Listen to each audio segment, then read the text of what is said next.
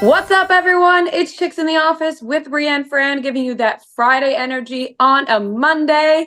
Happy Monday, everybody. And this podcast is presented by Macy's. You know, we've been talking to you about Macy's for a while now, and it does not stop here. We're going to be talking to you about Macy's all year long because Macy's has everything you need. Sure does. And I know it feels like summer is fast approaching the end. You know, we only have so much time left, but we're holding on, guys. Summer is still going strong.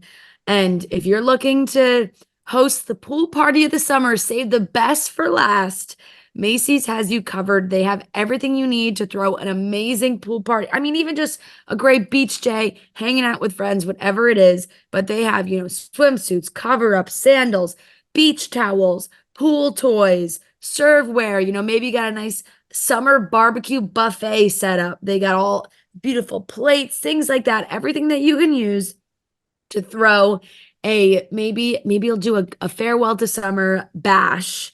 But like I said, guys, we have a few more weekends, so don't get ahead of ourselves here. But you can throw an amazing summer party with the help of Macy's. Macy's has it all. You can shop in stores and at Macy's at Macys.com/summerhits.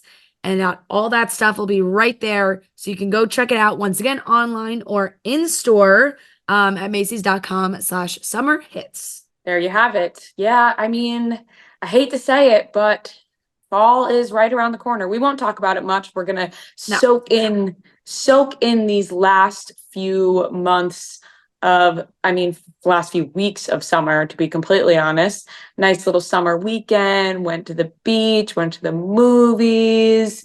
How was your weekend? Very similar. It was a really nice weekend. It's beautiful out. We had a 30th birthday for my friend Elizabeth, which was beautiful down the shore, and then got to relax the rest of the weekend, soak up the sun,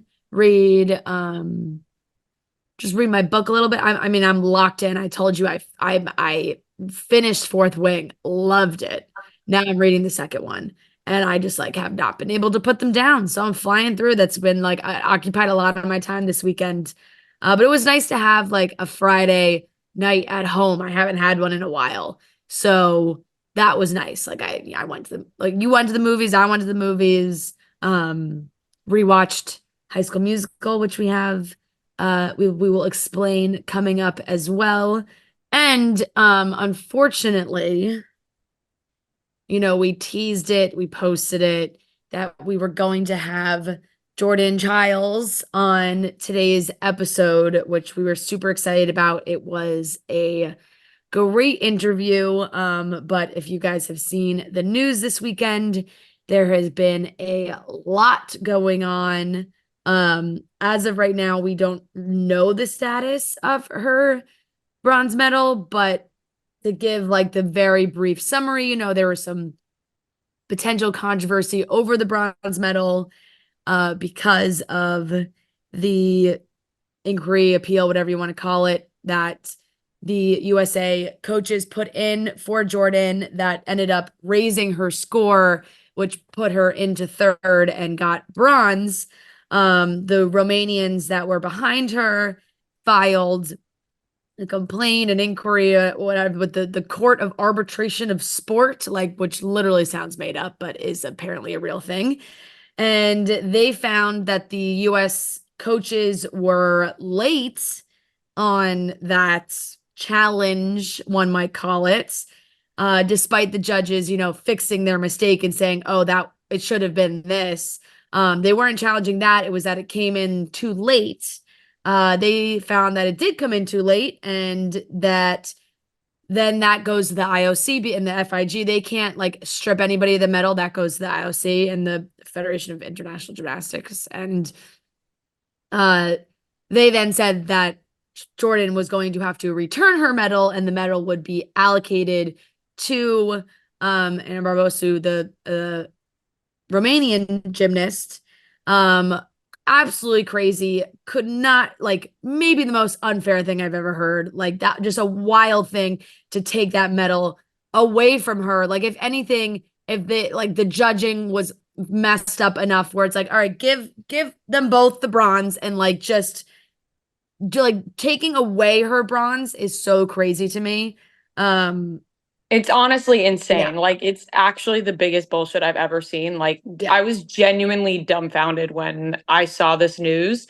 And I just have to say that our interview with Jordan was so incredible. Like, she is awesome. Like, she really is amazing.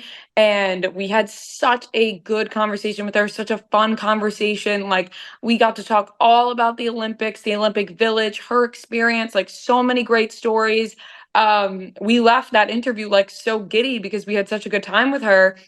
And then unfortunately, we are not able to air the interview anymore because of what is going on.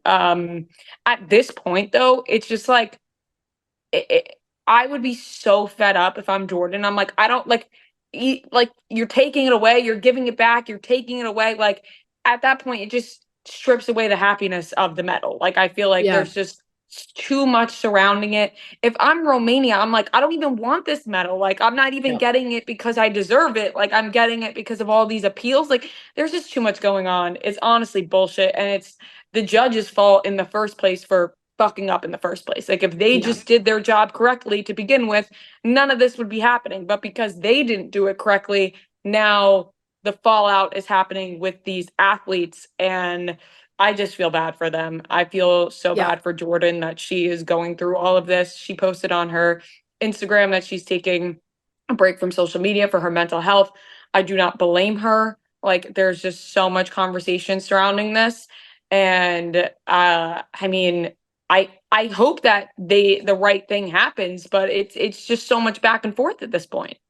yeah. And there's been a lot of hateful rhetoric used towards Jordan like all weekend and the whole past week through all of this. So completely understand her wanting to take a step back from social media and everything right now because the noise is just really loud. And then yesterday, the USA Gymnastics said that they formally submitted a letter and video evidence back to the CAS, conclusively establishing that, the head coach, the request to file the inquiry was submitted 47 seconds after the publishing of the score, which is within the 1 minute deadline because they had said that it was 4 seconds late, which is insane. It's 4 seconds such late. Like bullshit. she's going to lose her Crazy. medal because it was 4 seconds late.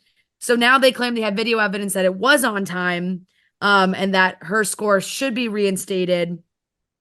They put out the statement that, they had the timestamp video, and then they ended it by saying the video footage provided was not available to USA Gymnastics prior to the tribunal's decision, and thus USAG did not have the opportunity to previously submit it.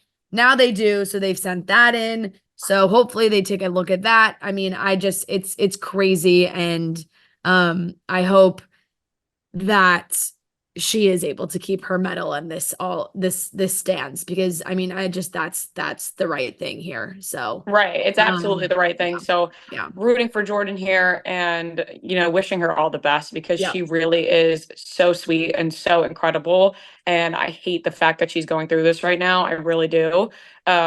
So yeah, I mean, I hope the outcome is what deserves to happen, but who yeah, knows at this point? It seems like they're yeah, all over the place. yeah, But yeah, absolutely. so that interview cannot be shared, but it was a great one. It Yeah, was it was a great interview. maybe down the Um, line yeah, maybe we'll we'll see see, what but happens. yeah, Um, we do have a fun segment at the end of this show.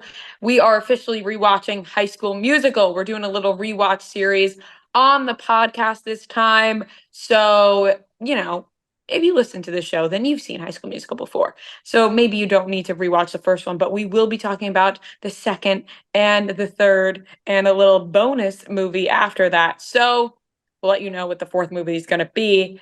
But right now, make sure you're rewatching the second and third High School yeah. Musical in your spare time because we're going to be talking about it. And it's every day this week. So, High School Musical is today, and then Wednesday and Friday we'll do 2 and 3. So, little fun add on to our normal episodes for the week. Yes, and of course, we will love spending our time talking about High School Musical because why wouldn't we? I have much to say. Gosh, it just warms my heart. So It we'll get does. to that. But let's get into the topics for the rest of the show. We're going to be talking about all the drama surrounding It Ends With Us, Blake Lively, Justin Baldoni. More has unfolded from the weekend. Sources are saying this, sources are saying that. Who's to say what's right and what's wrong at this point? Miley Cyrus was officially honored as a Disney legend in a beautiful ceremony that was just a tearjerker and honestly on theme for us watching High School Musical at the end of this, just Disney theme. And we also are going to be talking about the closing ceremony of the Olympics. We also have weekly watch report and our High School Musical rewatch. So let's get into the topics. So there is a lot going on with It Ends With Us. We both saw it this weekend. So obviously we have weekly watch report. We'll talk about it then, but we could talk about it a little. Let's talk about it in weekly watch report. So no spoilers, just in case you haven't seen it. Yeah. Right now we're going to talk about the drama that's been unfolding. If you haven't seen it, then you haven't been online because it's taken over social media. This all started because people were noticing that Justin Baldoni, Blake Lively, they weren't interacting. Justin Baldoni also wasn't interacting with the rest of the cast. They were at premieres, they were doing interviews, none with the cast and Justin Baldoni. Blake Lively, the other cast members, they've all been interacting. They've been all like on the red carpet doing interviews together, funny little things. And it started off by, I feel like people were noticing the difference in the way the movie was being marketed. In Blake Lively's world, it was, about the florals and Lily's flower shop and, happiness, romantic. And then in Justin Baldoni's side, he was really emphasizing the importance of the issue of domestic violence in this book and in this film. Like he was really hammering home in his interviews what this movie is about. Yeah, it's a really strong opinion as well. And it's literally everywhere. People are pretty upset about that. And they've really picked apart certain quotes from Blake. And, it's not that she isn't fully addressing it, when she is asked about it and she's talking about it. It's not like you can find moments of her talking about it, and part of the film. I think, a lot of questions, and this also falls to the press and those who are interviewing them, a lot of what is being asked, when it is Justin Baldoni and it is Riot, like the character he plays, that is the focus of the conversation. And with Blake, it's just been a little different.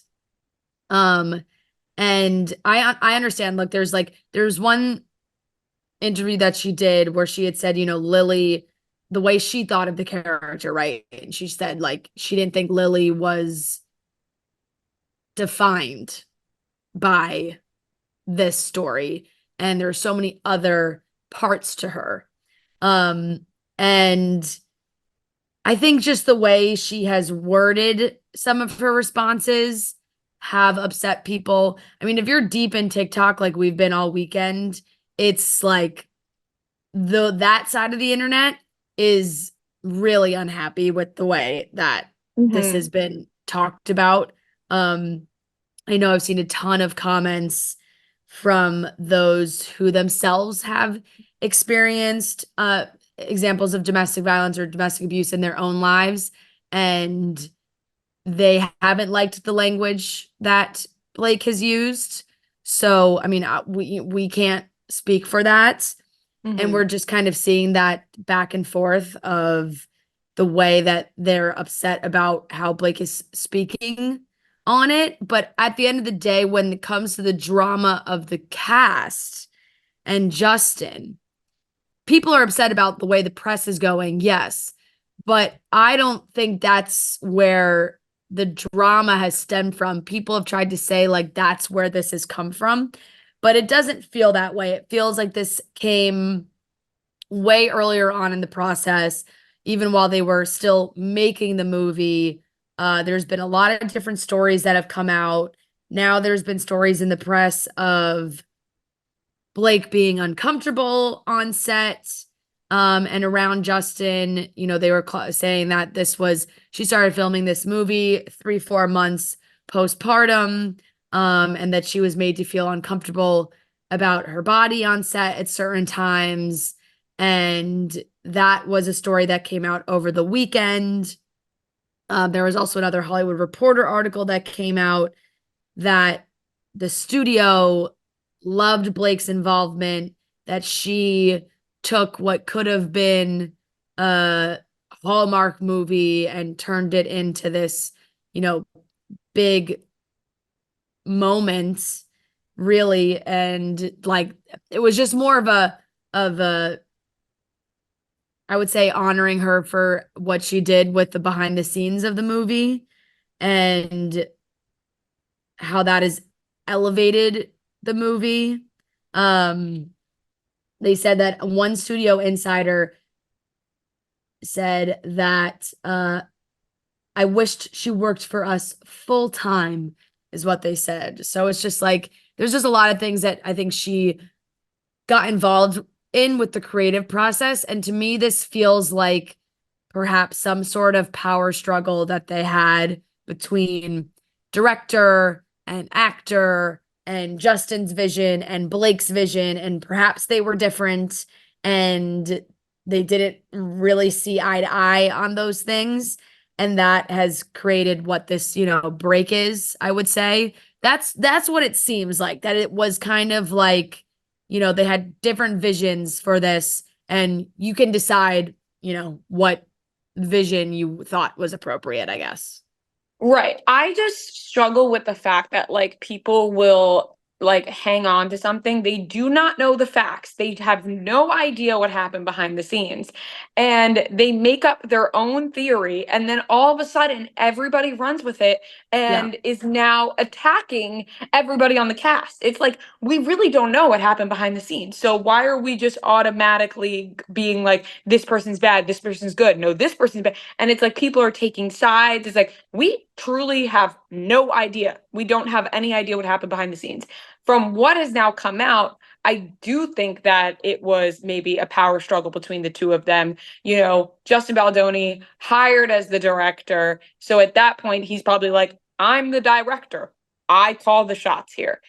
Blake Lively, being that this film is supposed to be about women, she's probably like, well, I probably have the better point of view here. So like, why don't we just, maybe I have an idea of what we should do. So I could see that maybe like Justin, he has a vision, he wants it to go some way. Blake's like, no, I think it should go this way. Yeah. Because then Justin was asked like if he would direct It Starts With Us. And he was like, I think Blake Lively's ready to direct. So people took that as like maybe just Yeah. like a little like throwing, a little something in there to be like, oh, Blake Lively's ready to direct because she tried directing this entire thing. Yeah. I mean, if the studio's coming out being like, oh, I wish Blake Lively worked for us full time, like maybe they really did love Blake's vision. Maybe Justin was frustrated that his vision wasn't being seen, but they ended up liking Blake's vision. Like there's just so many layers to this. I think the layer that comes in that has been making me laugh a little bit is the Ryan Reynolds layer to it, because people are like just now picking apart lines from the movie that they think Ryan Reynolds wrote. Because there were a couple like during the rooftop scene, like he said like something like pretty please with a cherry on top. Like there was like certain things where like now I'm in my head, I'm like, that was a Ryan Reynolds line. Like that was a throw a little comedic something in there. So I don't know. I mean, people seem to be getting mad that if Ryan Reynolds is on the set with Blake Lively, but I don't understand. Like that's her husband, and she's 3-4 months postpartum, and she's feeling uncomfortable on set. This is what they're saying. Maybe she wants her husband there. Like I don't know. I think that um people like love to just jump on like, oh, okay, let's just fucking destroy Blake Lively and Ryan Reynolds right now. Let's take them down. And I'm like, we don't know what happened. Yeah, it's it feels like the internet is very they're like we're like Justin Baldoni, like I've seen so many comments, they can never make me hate you, Justin Baldoni. Like people love him. Um We don't have to and hate him. You no, know what I mean? no, Like, I we don't have to hate 100%. I don't either of really them. think you Like, have to it's either of them. He has been very open about his process as well, and how he absolutely wanted a woman's viewpoint on this film. And he has been saying that, maybe at certain points he was too collaborative, and that could also have led to issues where it's like, oh, well, are you the director or are you not? Like that is sometimes when there's too many outside voices, it's tough to make decisions as well. So I don't know. I mean, from the way Justin portrays himself and what he does and what he says, it's always seems to be all the right things. Mhm. And personally, like sometimes to me, I'm just like, huh, like it just like makes me raise my eyebrow a tad. But it's Mhm. like he does seem like he seems like a fantastic guy, but that's Yeah. like it's only ever amazing things. And Mhm. Blake and Ryan, like, I don't know how all of a sudden, like now it's like we've always hated them. It's like, have we? I don't know. It's just like it like it took a really weird turn for them. They are husband and wife. They are very collaborative on their projects. Like he's talked about her involvement. I mean, spoiler, I don't know if like she was very involved with Deadpool and Wolverine, and he's like, so it's like, I don't know, the timing of it. And this is what's crazy to me too, because I think a lot of people were really upset with the joining of projects, kind of like they're like these Mhm. two movies, like they shouldn't be talked about in the same way. And a lot of times, that's like coming from way up high. That's a studio. That's the executives. That's like, hey, we're gonna market this and spin it so that all those millions and millions and millions and millions of eyeballs that are going and paying to see Deadpool and Wolverine, and like let's now this movie's coming out. Um, but I 100% get it. There are certain things that you're like, yeah, okay, that feels a little inappropriate. Um, Mhm. but there's also times where movie promo and perhaps the tone of the film don't like 100% line up for movies that have come out for years and years and years. Mhm. Um, and there's very serious characters, there's villains, there's topics that are discussed, there are horrific events that happen and that are in movies, and you know they're going on hot ones and eating wings, and like so I'm just Mhm. there's like I don't know, sometimes I get it. I get it. I understand why people are upset about this for sure when it comes to like certain things that are being promoted, but I'm not sure how this is the movie that started that, if that makes sense. Yeah, and Like, I think it honestly just stemmed from them not being seen together, because I yeah, think if Justin Baldoni was posing with the rest of the cast and the cast was posing with him, people would be like, "Oh, they're all promoting it the same yeah, way, like everyone's yeah, promoting the movie." But because there's such a contrast in yeah, the way that's being promoted and they're not interacting with each other, then that starts the conversation, I think. yeah. Now, I mean, And the can I message also of say, I also feel like Colleen Hoover is very involved in all of this as well, because it does feel like Colleen Hoover, she's been with Blake and they have worked very closely. And Colleen Hoover is loved, and she is also not loved by a lot of Mhm. people, especially in the book talk world, in the literature world. Like people are like, she's the worst author. Like there's it changes. She's turned her like TikTok off basically, but I feel like if it was Colleen Hoover making decisions and advising people as well, like she tells the story that way. And it's like the way that the book was marketed, like the way that the book, like people were shocked by the book because when you picked it up, you thought it was like a romance novel, like it's in the romance section of the bookstore and like all these things. So I feel like she wanted to keep some of that element for the movie because it's like in the book and you pick up the book, you read it, you don't immediately know that about the story. So I feel Right. like she tried to keep that. Um, and it loses that because so many people have read the book, so many people know the story, that you just can't market the movie the same way you market the book. It's just you just can't do it. And there are people have been going back and finding certain instances. I mean, there was a time Colleen Hoover wanted to sell a It Ends With Us coloring book, which really fans were like, what the fuck is this? Yeah, So that doesn't make a lot of sense. no, Right. Because yeah, the yeah, message of the book is really so important, and it really yeah, is an emotional book and an emotional movie. Um, and so I feel like I do agree with the people that like don't want the message to get lost. yeah, And if you see the movie, I saw it, like I don't think the message gets lost. I think the message is very, very clear in the movie. yeah, I think it really does come across. So it is interesting, like I guess the marketing, like you're right, you like she's marketing it in a way that she wants people to be shocked when they read yeah, it, but like people who have endured some of this in their life, they're like this, like why are we using this for shock value? Like it's a totally. very important message. Like let's just get out in front of it and talk about it and not kind of beat around the bush, so that when people who haven't read the book watch the movie, they're not shocked by it. Because I could see somebody go, now that we're talking about this, I could see somebody going to the movie that knows nothing about it, and they see it being marketed like the Barbie film, and Yeah, then they show up to the movie and it sort of triggers them because maybe they have been through something like this and they didn't know that this was in the movie.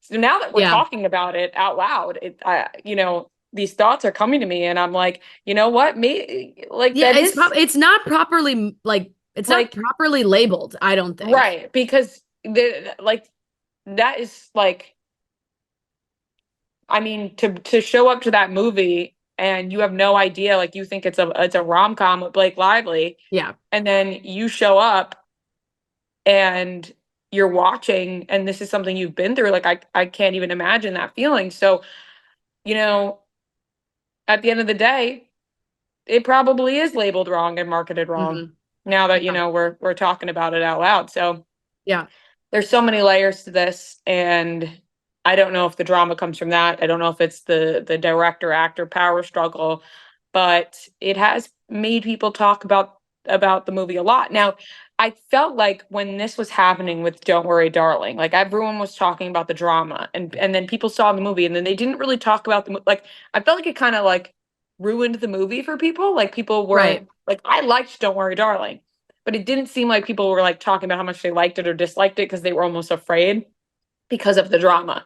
Yeah, Now with this, I thought the movie was good, yeah, but I feel like people are now just saying they don't like the movie or shitting on the movie because they think that Blake Lively sort of took it over and made her own cut of it, and Justin Baldoni has his own cut, and like now right. they just want to shit on the movie as a whole and just say it was And bad because we of don't know like what the finished no, product was. we Like have no idea. who's, Nobody knows whether it was Blake Lively, Justin, a mixture of the two. Like nobody knows. yeah, But I feel like because they think, like I'm seeing a lot of videos being like, I want the Justin version. Like I saw the Blake version and I hated it. Like where's the Justin version? And I'm like, you don't know what you saw. Like you don't know if that was the Blake yeah, version or the Justin version or the both version. Like you're just hating on the movie just to hate on it now, when personally I thought the movie was good, and I yeah, thought it was emotional, and I thought that the message was very clear in the movie. So the marketing not clear at all. Movie I thought clear. So yeah, right. Which goes right, like it goes back to was that on purpose? And if it is on purpose, that's it's probably it's just not. I don't know if that's the way you go about this when you're pulling from a book that truly took over yeah. the I mean, world for like for this demographic where so many people have either read the book or they know about the book. And yeah, I am seeing some people being like, I went to go see the movie. I didn't know anything about it. And like, whoa, I didn't expect, it's like they don't see it coming when it feels like we have been talking about this so much because we have are aware of what's been going on. And then of course people are like, well, Justin Baldoni's talking about it a lot. And that's another reason why they feel like, oh, this is, they're clearly on two different pages with what this Yeah. story means Right. to them. So yeah. I mean, now that we're really talking about it, like the more I think about it, I'm like, damn, it is wild that it was marketed the way that it was because I'm thinking about people showing up who have been through this and haven't and think they're going to see a rom-com and then they're Yeah. walking away from the movie. Like There I was an AMC, like I always go to AMC. It's like the theater near me. And when I was looking at tickets, they did like a Wednesday night um event, like you could go see the movie Wednesday night. And it was only like a couple showings, but it was marketed as like girls' night out.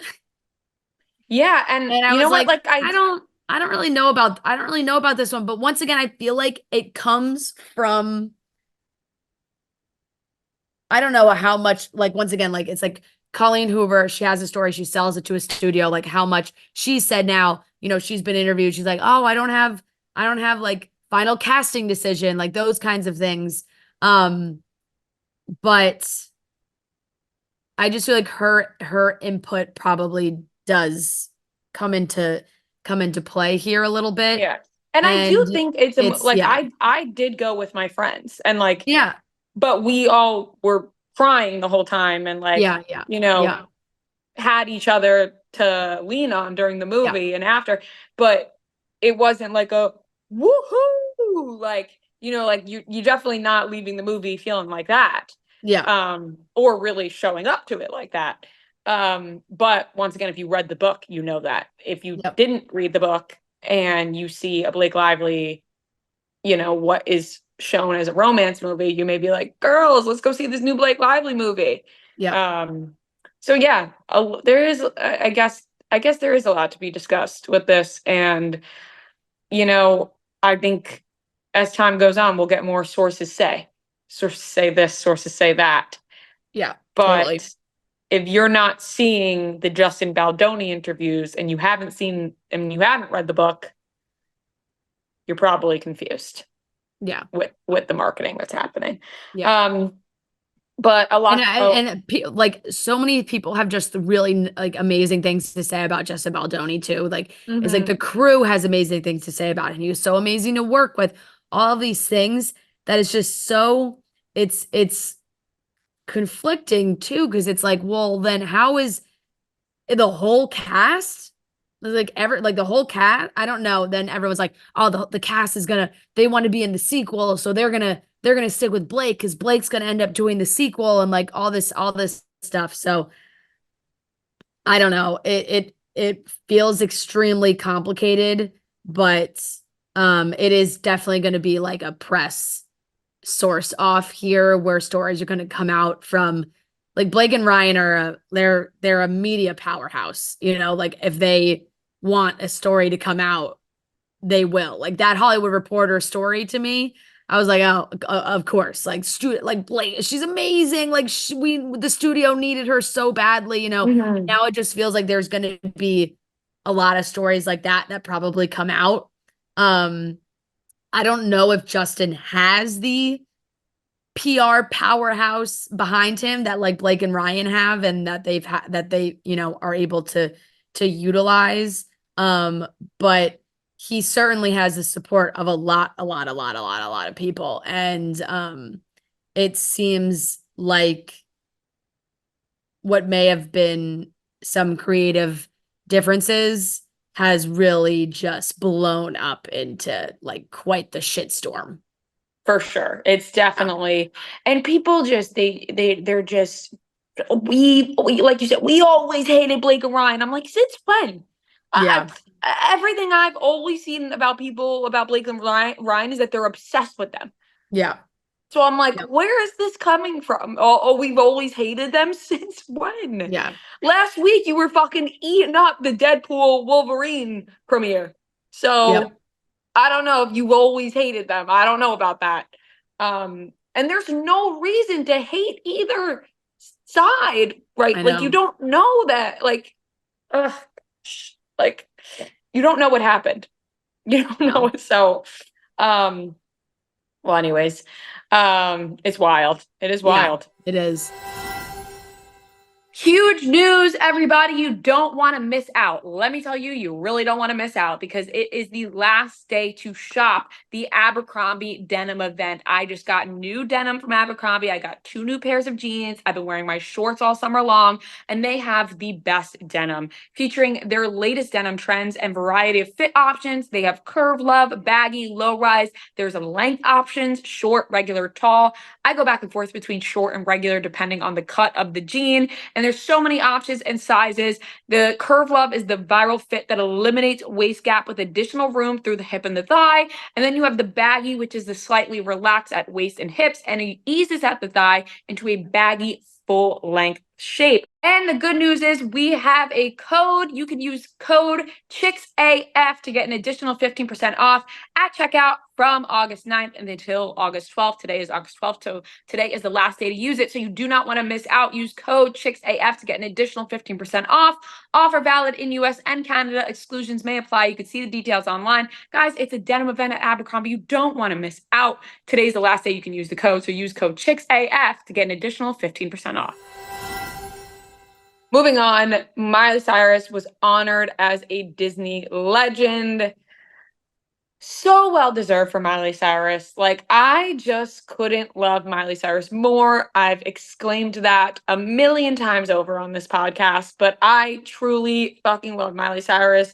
She is one of a kind. She deserves this so much. It's actually really funny because she was honored for this, but I saw a clip come out like 2 days before that from the Disney Channel games where she didn't compete in the Disney Channel games, but she like hosted the ending ceremony, and it was like she gave the trophy and everyone was like, this is how we knew Miley was different than everybody else. Like, she presented the trophy, like she didn't even compete in the Disney Channel games. And I was like, you know what, Miley Cyrus, yes, so many fucking talented people came from Disney, but Hannah Montana truly exceeded everything that's happened on Disney. Like, because you had Miley Cyrus, but then you also had Hannah Montana. Like, she was playing two. She was playing two I was gonna people. say Like, just it was insane.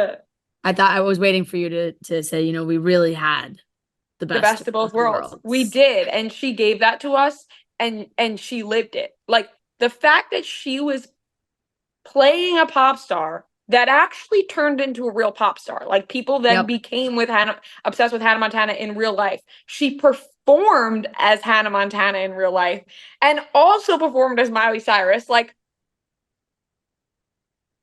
how did this little girl possess so much talent? Like, oh my God, it will always blow my mind. And so she Yeah. deserves everything. And to still be one of the most talented people ever, like, she's still crushing it. She made a joke about the years of 2013 to 2016, which was funny. Um, and maybe people think, oh, why doesn't she just own that era? But she probably, like, you know, there's times you look back on yourself and you're like, what the fuck was I doing? Like, Miley Cyrus could just be looking back and going, what the fuck was I doing? Yeah. I think she does. And I think that's why she like makes jokes about it now. It's not that she's saying like, oh my God, I wish I didn't do it. Didn't do it. She's like, it's, objectively funny. Like it's Yes, just like, what the fuck like, was going on? yeah, exactly. And it was just so like, that's why she kind of said, oh, like I had like a bug, like a bug. She said she joked about the bug in the Disney Kids Lab that caused her to malfunction from 2013 to 2016. And she was like, "Sorry, Mickey." Like she jokes about that. She's the best. She got emotional on stage, just remembering that time and like taking in the moment. Um, And she finished and said, I stand here still proud to have been in Hannah, Montana. This award is dedicated to Hannah and all of her amazing loyal fans. So it really was amazing, and it's awesome to see it all come full circle for her. It's beautiful. Like, it just makes me so happy. She deserves all the honor in the world. Now, I keep getting fucking duped by Miley Cyrus fan accounts.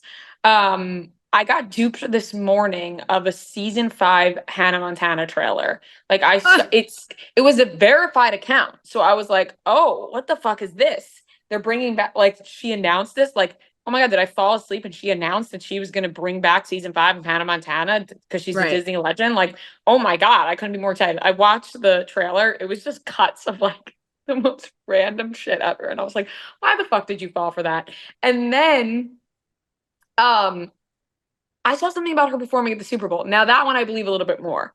But that was That one, also that rumor has been flying around for a little while. so that was also from a Miley Cyrus fan account, and that she accepted the offer for the Super Bowl. And I'm like, okay, I'm not gonna like, I only saw it on this fan account, so I'm not gonna spread this information. Here I am spreading it out loud, but I'm letting you know that it was one single fan account and I haven't seen it since. Yeah, yeah. So I've if seen that's that the one on case, I've seen that one I'm on going to the Twitter. Super Bowl. Yeah.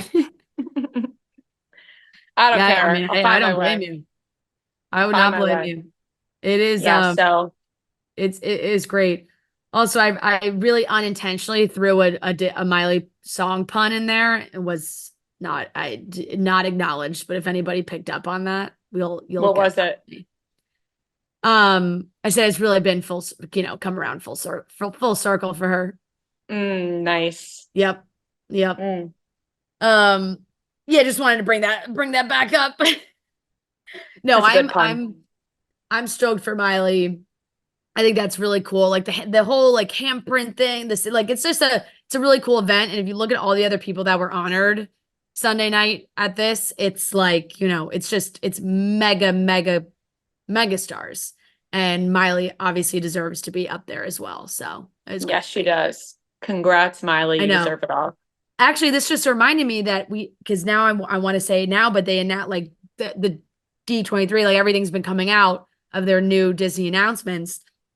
And of course, there's 9 million like reboots happening. The Lilo and Stitch is the live action, and they're doing a Toy Story 5, which by the way, Toy Story 5 is just going to rip my heart out and stomp all over it. I don't know if I can see this movie, to be honest. Like, just the premise alone of like the toys versus technology is I will feel so bad for the toys. I don't know if I'm gonna be able to sit through the movie. Like, No, I the so agree second with the you. kid pulls up the iPad and like throws Woody to the ground, I'm gonna be like, no. No, it's honestly, I think it's meant to tear our hearts apart because I saw the screenshot of the kid sitting under his blanket with the iPad and all the toys at the end of the bed, No, and I like, honestly started to tear up. I was no, like, I can't. no, no, you're not going to treat your fucking toys like that. No. And you know what? It's disgusting that this is happening. It's disgusting. It's disgusting. No, I am already anticipating sobbing my eyes out completely during that movie. And I hope that, they spin it around to give us like a positive ending to it. Because right now, like if we're pulling from real world examples, the toys are not winning. The toys are not winning the battle. They're not, and it's really sad. It's honestly, it's fucking sad. Like it's Yeah. truly, that's the only way to put it. Like screens have just taken over in No, like I a know. disgusting way. No, I really like I'm gonna have an issue. Like I'm envisioning the scenes already, and it makes me emotional. Um, but they also announced The Greatest Showman on Broadway. Finally, it's happening. Your big It, moment. this is I will be there opening night. Like, and what's Mm-hmm. I can't. It's gonna be so great. Um, I almost like want Hugh Jackman to be. He's a Broadway guy. He would do like come back just for.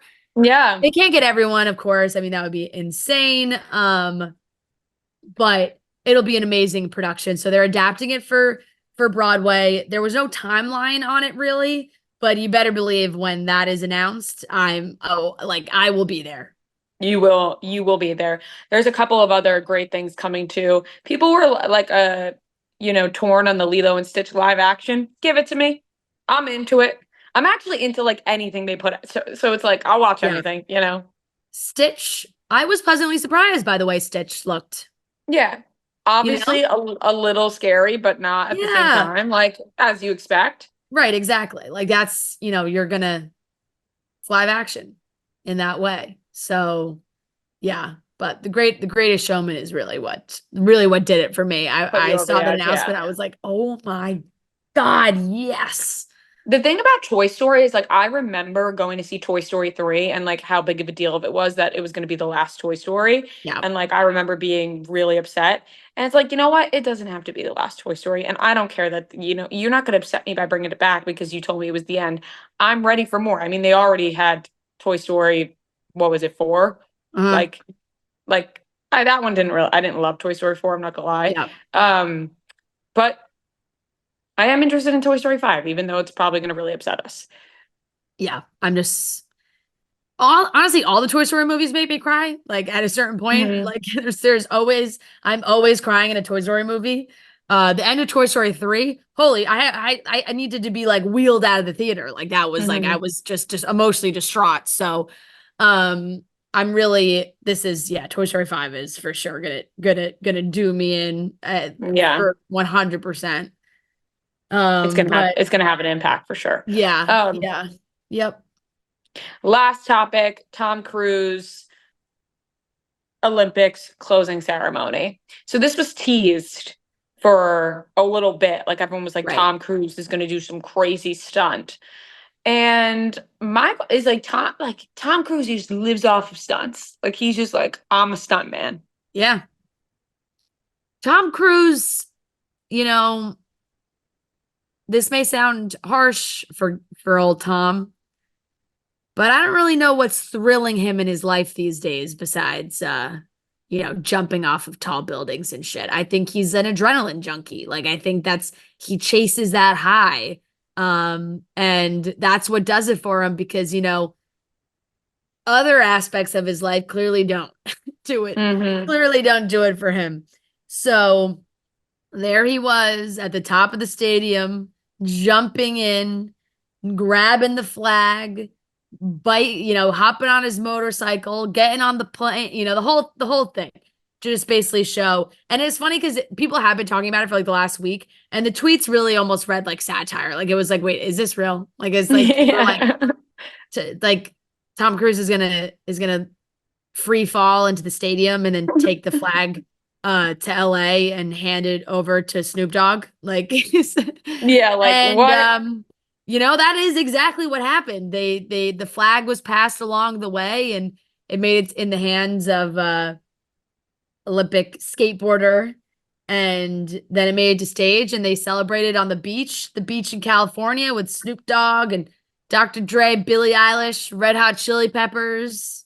So they were gearing up. Hey, 4 more years. We're in LA, but they were certainly past the torch.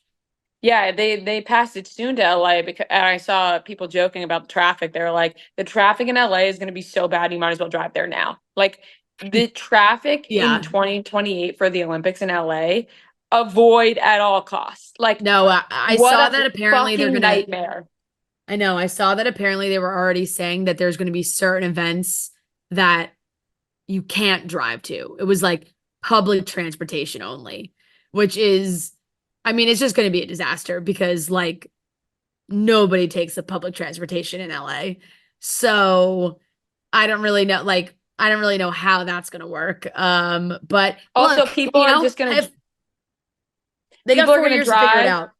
people are gonna drive and then just like go to a different location. Like they're gonna Right. Well, drive it's just there like, yeah, and exactly. I mean, I think they're trying to like eliminate parking lots. Like there's just going to be nowhere to park. Like you can try and drive there. You got nowhere to leave your car. There aren't going to be yeah. parking lots.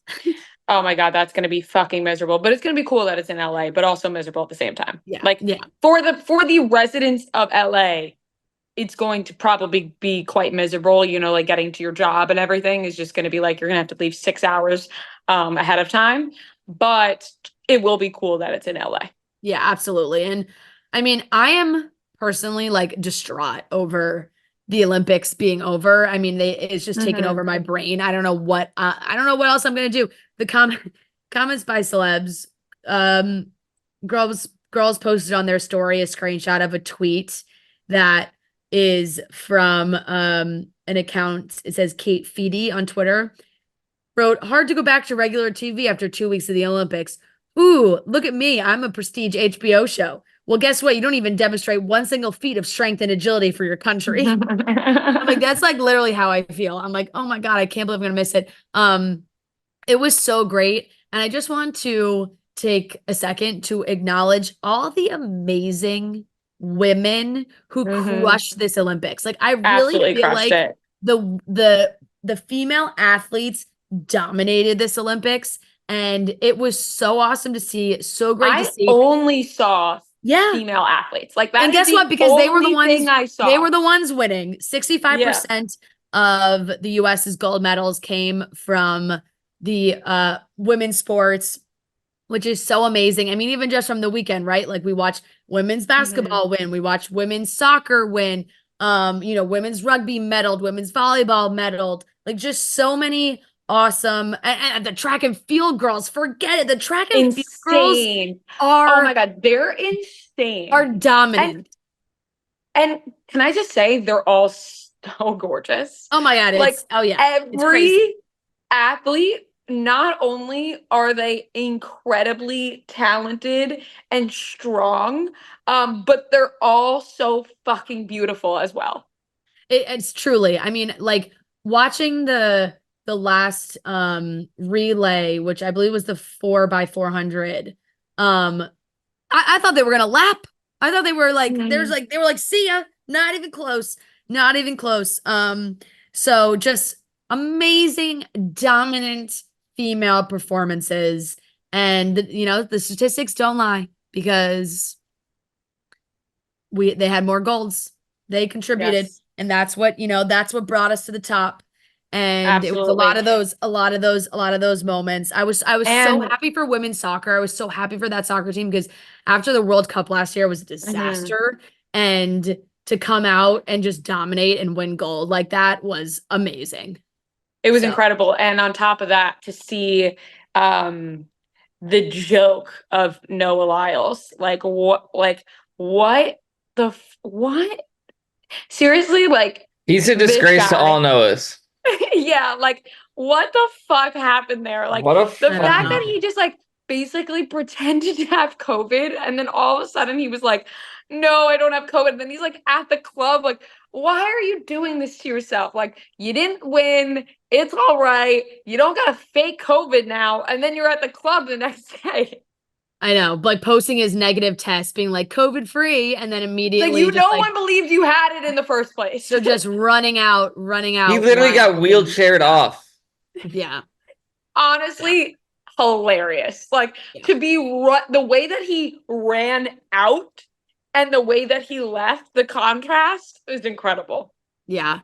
But it was a really great ending. I mean, I will say, like, yeah, women's basketball, how that was crazy end to that game. Mhm. And the men's basketball, like Steph Curry was insane. Yeah. That end of that game was so crazy. I've seen like a lot of jokes of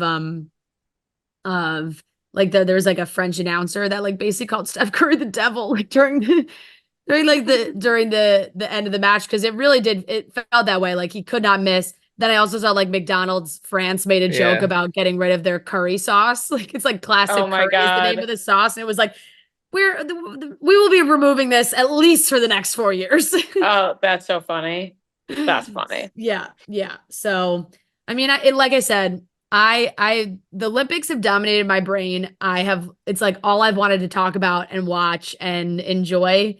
And I'm sad it's over, but I am happy that like this felt like the Olympics were like back. I love the Summer Mhm. Olympics.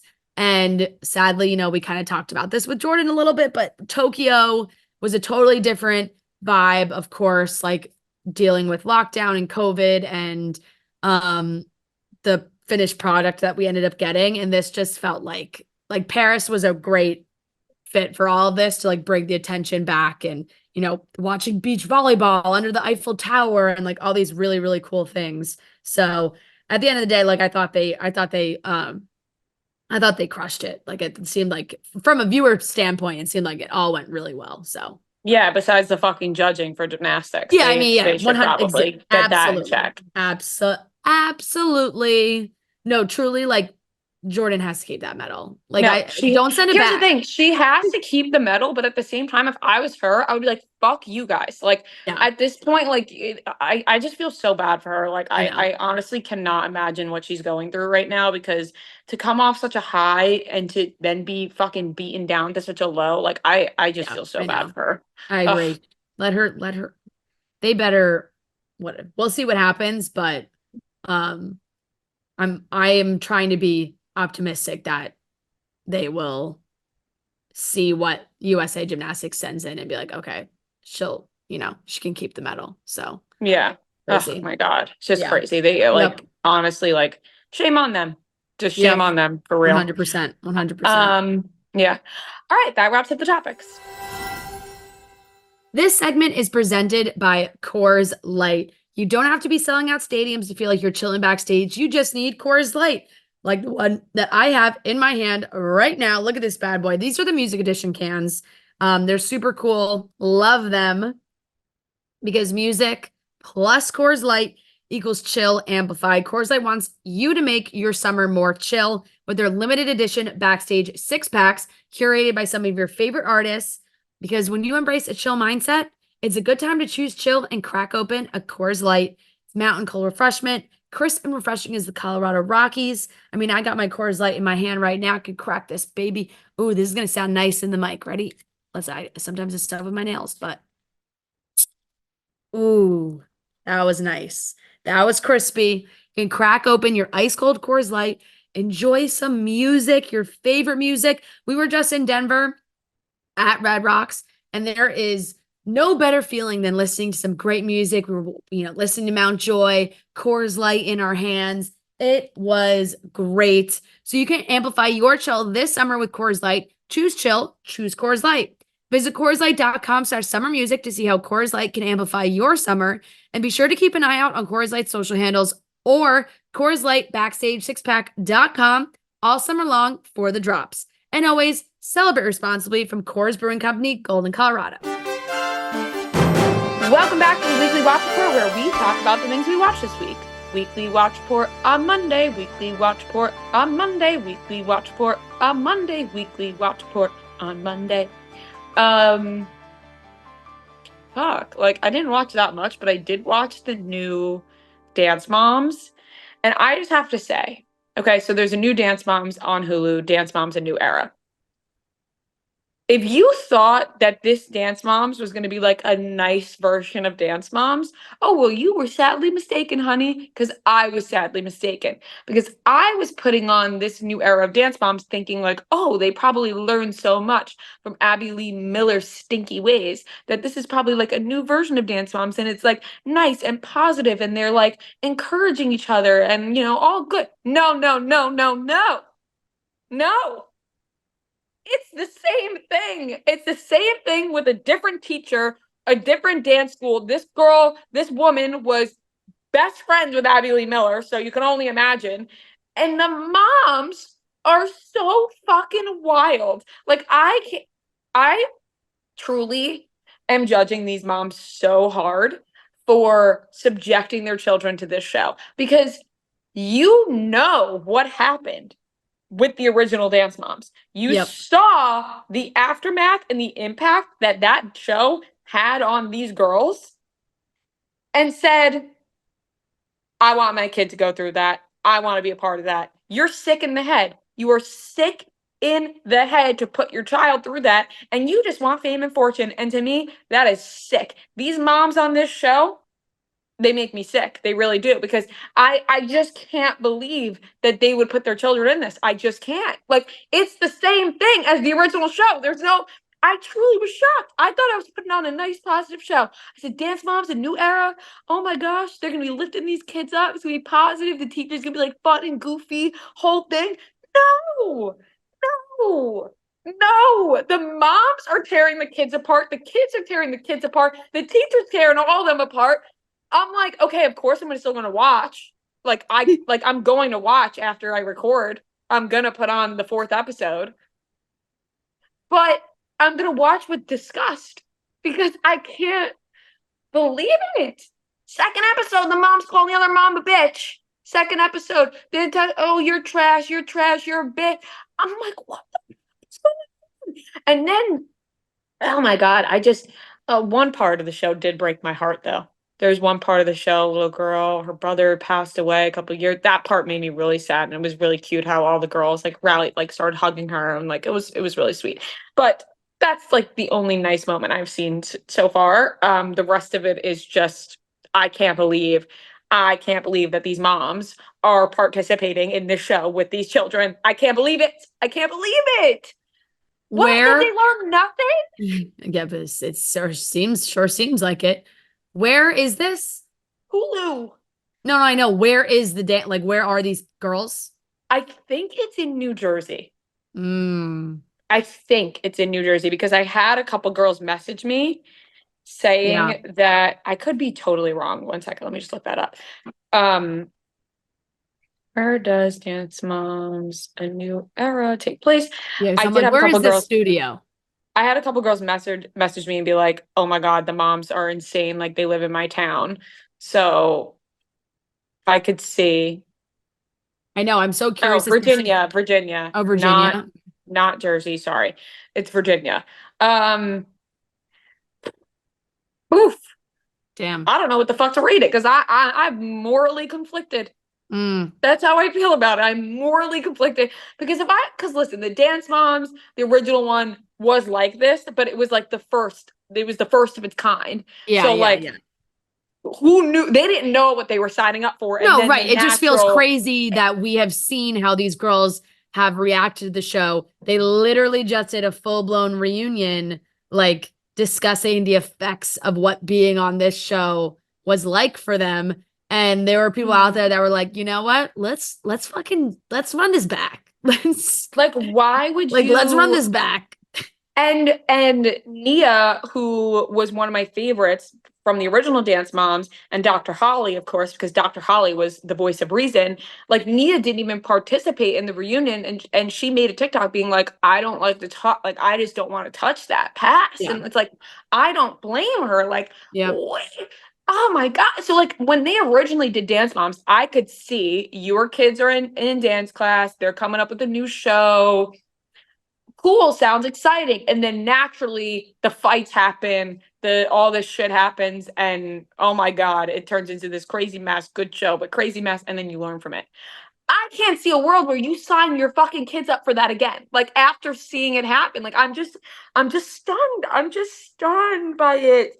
The things people do, the things they will Yeah. do for Hollywood babes. I can't believe it. I can't. Um, so yeah, that's what I was watching yesterday. And I watched I like I said, like I'm having a hard time rating it, but I will Yeah. give it a I'll give it a C. I'll give it a Okay. C. That's fair. I watched the first two episodes of Love is Blind UK. Mm-hmm. I watched all of them. You did? Yep. Listen, I'll eat this show up for breakfast, lunch, and dinner anytime. Yeah. So, I only watched the first two episodes, Yeah, so I won't spoil anything. I'll give it a B minus because it's just the first two episodes. Yeah.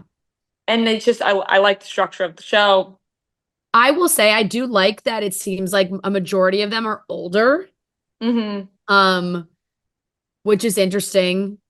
And then I also am, I mean, this is such a generalization, but the UK's dedication to like, fulfilling their reality TV, like there are, this doesn't give anything away, but there are a lot of couples that get engaged. Like more so Mm-hmm. than like sometimes with Love is Blind US, like you get I don't know, like 3, 4, like and sometimes they fall apart pretty quickly.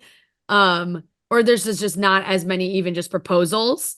And this is like they got a lot to work with. They got a lot to work with. They got a lot of drama. They got a Mm-hmm. lot of like couples because I just feel like sometimes people are those those Brits can also be a little bit more straightforward.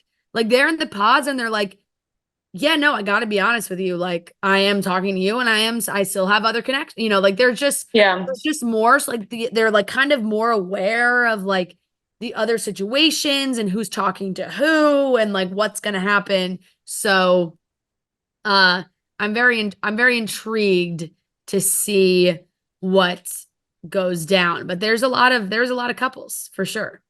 Yeah, I'm excited to keep watching. Obviously it ends with us. I thought it was good. Like Yeah. I think it's been tough. And like you said, it's unfortunate because it's the same way with Don't Worry, Darling. When there's the drama, people are talking about the drama. And like now we just want to talk about the movie, take the drama out of it, like just talk about the movie as a product. Yeah, like I want to talk about the movie as if none of this drama fucking existed and I Yeah. just saw the movie and that was it. And so obviously, when it comes to a book becoming a film, there's going to be things that are left out. Spoilers, I don't know, not spoilers. I'm just going to give that warning. If you haven't seen the movie yet and you want to watch and you read the book. There are obviously a couple of things that were left out. Um, and I felt like for the most part, they covered their bases. One of the big things that was left out was the magnet. Yeah. Lily had the magnet, the Boston magnet, and that's kind of what um causes the first, you know, incident that happens when Ryle hits Lily for the first time with the oven, is that he's asking her about the magnet. They're at her apartment. Her apartment doesn't exist in the movie. I'm sure that had to do with budget. Like they were like, all right, majority of this movie takes place not in her apartment. Maybe we'll just cut her apartment out of this and kind of like adapt to that.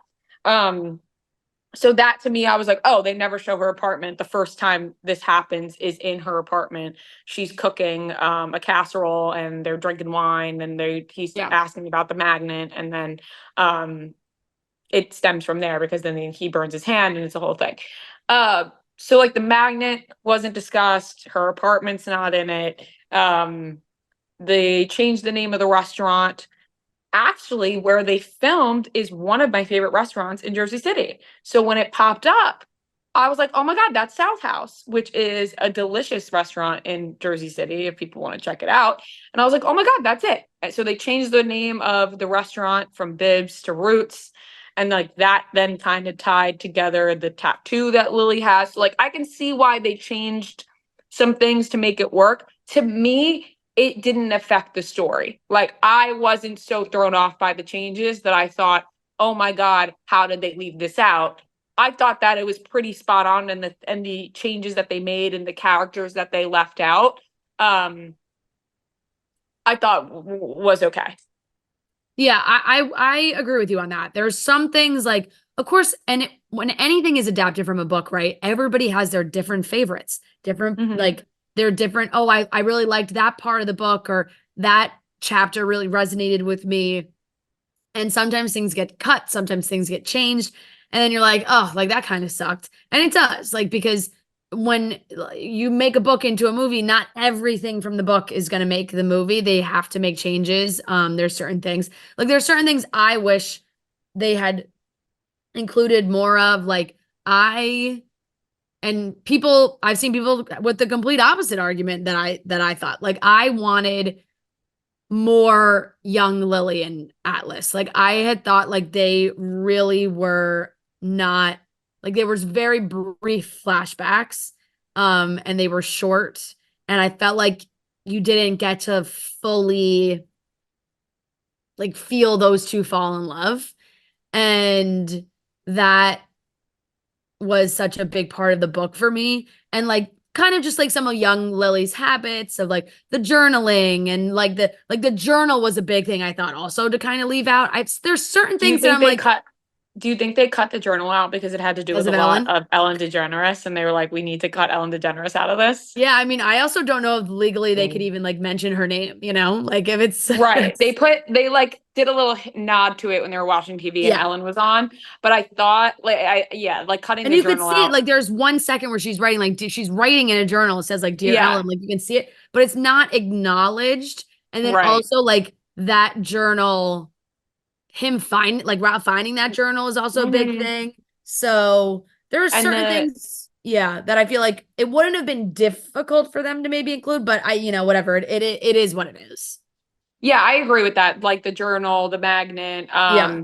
the certain lines that were like, oh, the keep swimming, like her telling Yeah. Atlas at the end that like her daughter's middle name is Dory, like that's not Yeah. included. And I guess it's not Adult Atlas could have had more than like 8 lines also. yeah, I was like such a fan of Adult Atlas that Yeah, same. and um I was like wanting him to be on the screen so much more than he was. Um and I felt like the reason that they cut the whole Dory thing at the end was because they didn't address it at all during the movie. So like they would have had to have put that keep swimming, finding Yeah. Nemo thing with Ellen in the movie somehow to then get it to the end, which I felt like they could have. Like I Yeah. felt like, but maybe they couldn't. Like I don't know. I don't Um, know. Sometimes it's tough, like in literature, like that can read as like a really cute story. And then sometimes I feel like that could have been a creative thing for the movie that where if in a movie, I could see it coming across maybe a little cheesier, you know? yeah, I mean it is definitely cheesy. So like Totally. But I think out like if what loud, if what I'm getting from like readings, and once again, like I said, it's tough because there is all this drama that's going on. So it's like we're getting all these other details. But to me, it just feels like the way that now they're claiming Blake had gotten involved was to maybe shake what could have been what they have said in this Hollywood Reporter article, like a Hallmark movie. And I mhm. think, wanted to not have it feel like that, I guess, where it's like maybe sometimes some of those cheesier lines they tried to like not include, but at the end of the day, I mean, there's still like there was still that still Yeah. happens with a movie like this. Right. I thought Jenny Slate was so good. He was great, And really good. obviously she was comedic relief, but at the end when she said like as his sister, I would ask for you to forgive him, but as your best friend, like I'm begging you to never go back to him, Yeah, which I thought was such a strong point at the end of the movie. And for somebody who had like such a comedic role throughout the film to like really hit that strong point at the end, I loved that. I thought it was good. Like yeah, I enjoyed it. I cried a lot. Like I thought it was super emotional. Um, my Tears Ricochet, yeah. Taylor My Swift Tears playing. Ricochet I just think really that killed me too. made people super emotional as well. The song with what's going on. Yeah. So I'm gonna give it an A minus. Like I don't know. Wow. I'm between A minus and B plus because I don't know if it's just the movie theater experience that makes me, you know what I mean? Like you Yeah, like, yeah, yeah, but I don't know if it's something I would ever watch again. yeah. Like maybe one more time, but it's not something like I'm throwing on to No, watch. totally. And obviously it's like a heavy topic. So like Yeah, that would make sense. I'm actually gonna go B plus. I'm gonna yeah. go B plus. I think I will say I thought like the creative decisions for telling the story were really powerful. I thought that they did that in a really well done way of like Lily at the beginning saying, I'm an unreliable narrator, and then that kind of being explored through the telling of her relationship with Ryle, because as you're watching it, you know, they they blur the lines a little bit when those scenes first happen. Like it's like you're almost seeing it through how Lily was experiencing it, like, oh, is that what happened? Is it not? Like, oh no, like yes, accident. Like, and you kind Yeah, of like it's because it's very blurry. those moments are blurred. You're not getting the full thing, and then it all coming to fruition at the end of her really realizing like, no, that is what happened. And you see the moments and you see how it really happened and what happened. And you see her have that revelation of like, I'm out. Like this is done. I'm not doing this anymore. And I thought that the way they told that was very well done. Yeah, I agree Now, with that. yeah, yeah. Blake, I know like Blake's outfits and everything was like such a hot topic of conversation before the movie came out because people saw the pictures and all these things and yada yada yada. As Lily, I thought Blake did a great job. Um, and I mean, I thought Justin Baldoni was also fantastic. Like they Mhm. played the characters really well. I know people were iffy on those castings early on, but it made sense for the movie. And I think Colleen Hoover did adjust that too. Like she's like, I made the mistake of having them be so young in the book. Like there aren't 25-year-old neurosurgeons. Like, like there's Mhm. not like they needed to be aged up. And it totally does make sense um for that. And I don't know, I'm like the costume stuff is tough because I know that may have been a sensitive area.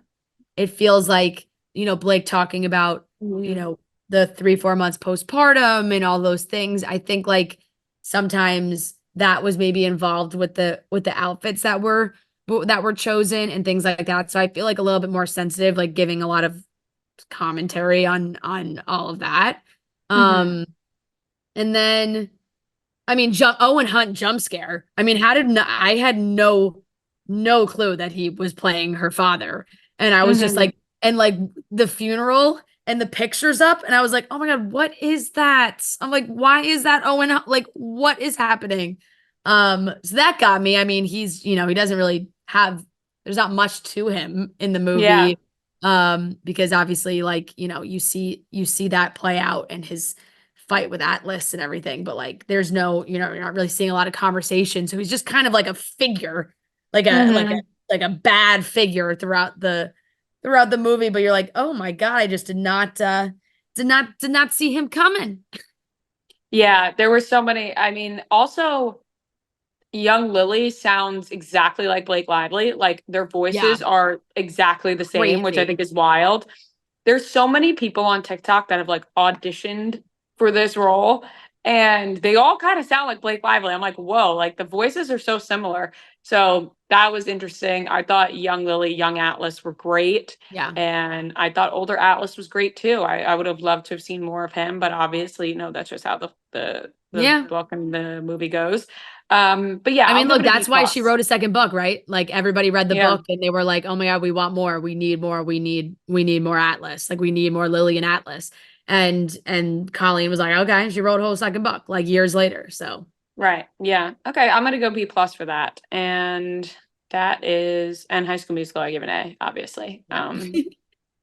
All right, that's what I watched. I watched the first, I guess, I don't know how many episodes are out. 4, 5, maybe 4 of Love Island. Love Island. Love is Blind UK. Yeah. I'll give that a B. I'm intrigued. It's good. We'll see what Mm-hmm. happens. Um, what like just kind of filling the reality TV void. Mm-hmm. And then I watched what did I watch? Oh, I watched the first episode of Lady Jane. My Lady Jane or just Lady Jane? I think it's My Lady Jane. Yeah. I watched the first episode. I'm a little iffy. We'll see. I'll continue, but it didn't like sell me right away.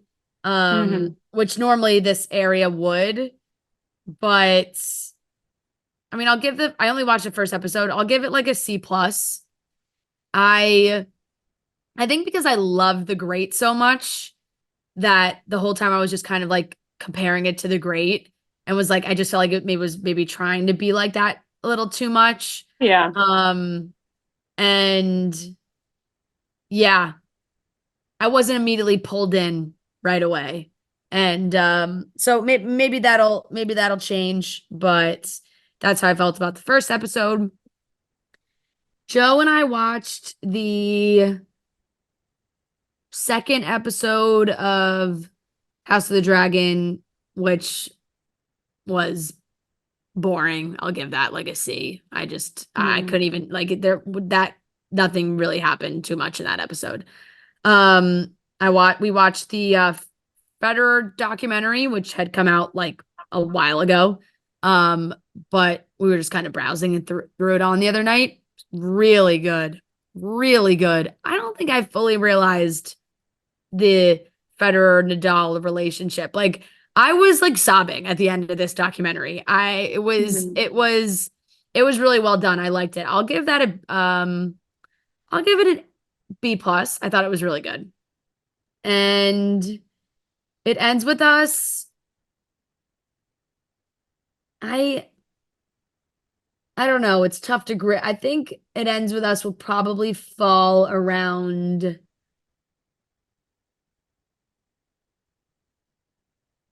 I'm gonna say B minus. That's probably where I'm at. I'm honestly torn between like a C plus or B minus. I'll go B minus.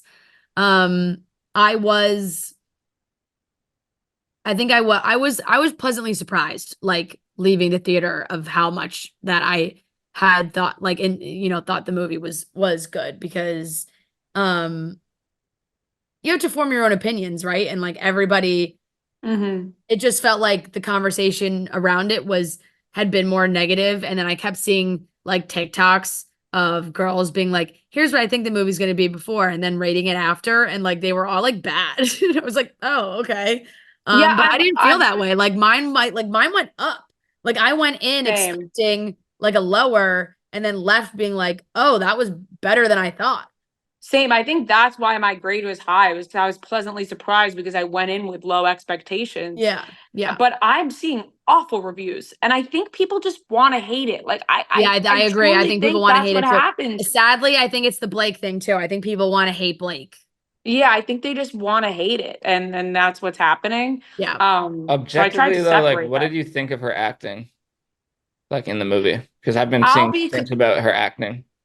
I'll be completely honest, like for me, Blake Lively, like I don't think is like an incredible actress. Like I often just see Serena from Gossip Girl. Like I feel like she kind of like plays like she has different roles, but they come across similar to me.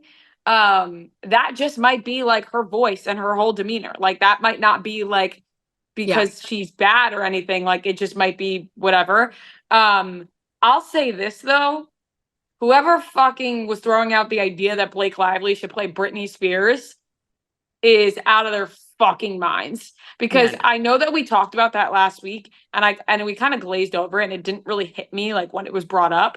And then when I was watching It Ends With Us and like after I thought about it and I was like, who the fuck would ask Blake Lively if she's playing Britney Spears? Like there's not like what?